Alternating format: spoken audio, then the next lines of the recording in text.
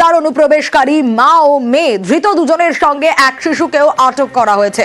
ধৃত অনিরুদ্ধ, কি জানা যাচ্ছে এ বিষয়ে?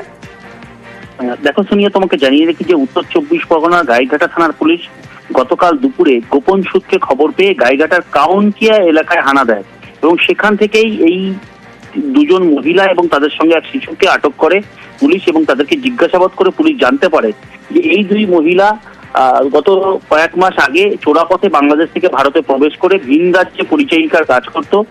আবারও অনিরুদ্ধ কেন এসেছিলেন, কোথায় থাকতেন? এই দুই মহিলাকে জিজ্ঞাসাবাদ করে পুলিশ জানতে পেরেছে তারা মুম্বাইতে পরিচারিকার কাজ করত। পরিচারিকার কাজ করবার জন্যই এই এলাকায় এসেছিল বা অন্য ভিন রাজ্যে যাওয়ার জন্যই এসেছিল এবং সেখান থেকে ফিরে যাওয়ার জন্যই, অর্থাৎ চোরাপথে আবারও বাংলাদেশ ফিরে যাওয়ার জন্যই এই গাইঘাটা কাউন্টিয়া এলাকায় এসেছিল। পুলিশ গোপন সূত্রে খবর পেয়ে তাদেরকে আটক করে, পরবর্তীতে জিজ্ঞাসাবাদ করে যখন তাদের কাছে কোনো রকম বৈধ কাগজপত্র পায়নি তারপরে পুলিশ গ্রেপ্তার করে। ধৃতদেরকে আজ মহকুমা আদালতে পাঠিয়েছে গাইঘাটা থানার পুলিশ। সোনিয়া, বেশ।